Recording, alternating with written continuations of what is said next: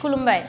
गिबियावनो बयनिसिमबो गाहाम हामलायनायखौ जासिहरबाय दिनैनि प्राइम 24 हेडलाइन स्टुडियाव धेमाजि जिल्ला सानजारि नोगोरनिफ्राय रादाबखौ फरायदों आं आमिना सरगियारिया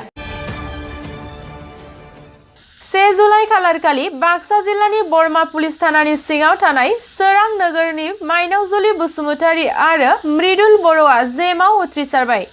मिथिनाय बादिब्ला माइनावजुलि बसुमतारीया आईआईटी मान्डियाव एमएससी इन केमिस्ट्री आरो मृदुल बर'आ आईआईटी जधपुराव एमएससी इन केमिस्ट्रीआव एडमिशन मोननो हाबाय बे खौरांखौ मोननानै दिनै बर्मागुदि बर' थुनलाइ आफाद बर्मा दखरा दुलाराय बर' फरायसा आफाद बर्मानि पायनियार एकाडेमी आरो मिरु इउपिपिएल राजखान्थि दोलोनिफ्राय खौरां लाहैनायजों लोगोसे फरायसा सानैजों लोगोसे बिसोरनि बिमा-बिफा मोनखौ आर'नाइजों बरायो बर्मा दखरा दुलाराय बर' फरायसा आफादनि नेहाथारि अनसुमा बर' नेहाथारि बिपुल बर' सोलोंथाइ नेहाथारि सोमखोर बर'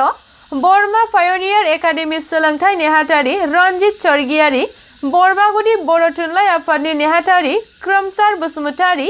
निकासी ध्यानपीठ डिग्री कलेजनि लोगो बिबुंगोरा मृदुल बसुमतारी आरो मिरु इउपिपिएल राजखान्थि दोलोनि गौथुमारि नेहाथारि मुइनिउल आली आरो मिरु सोद्रोमा भुपेन बर'मोनहा नुजाथियो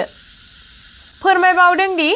मृदुल बर'आ बर्मानि लिटिल स्टार फरायसालिनिफ्राय मेट्रिक आनजादखौ उथ्रिनायजों लोगोसे बर्मानि सेन्ट जन्स फरायसालियाव ओइचएस आनजादखौ उथ्रिना बर्मा जौमा फरायसालियाव बीएससी आनजादखौ उथ्रिदोंमोन आरो माइनावजुलि बसुमतारीया मेट्रिक आनजादखौ बर्मा बाथौ आश्रम फरायसालिनिफ्राय उथ्रिनानै बर्मानि पायनियार एकाडेमीनिफ्राय ओइचएस आनजादखौ उथ्रिना पाठशालानि बजालि जौमा फरायसालिनिफ्राय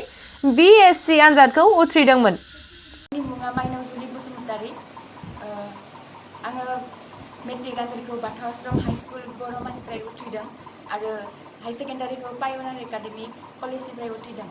बेनिफ्राय आङो बीएससी खौ केमिस्ट्रि मेजराव लादों बेखौ बजालि कलेजाव पाठशाला ओमफ्राय दा आईआईटी जेमाव उथ्रिनानै आङो जोबोर गोजोननाय मोन्दों आंनि जायगाया मान्डी हिमाचल प्रदेशआव बेनिफ्राय आं इयाव माबा खालामाखै प्लिज खालामाखै माबायाव इनिफ्राय बांसिन मोजां इनस्टिटिउट मोनबावगोन होननानै आरोबाव आपग्रेड खालामबावगोन आरो मोजां जाबावगोन होननानै आं बेखौनो सानो आङो मृदुल बर' आङो बर्मानिनो ओमफ्राय आङो हाई स्कुलखौ लिटिल स्टार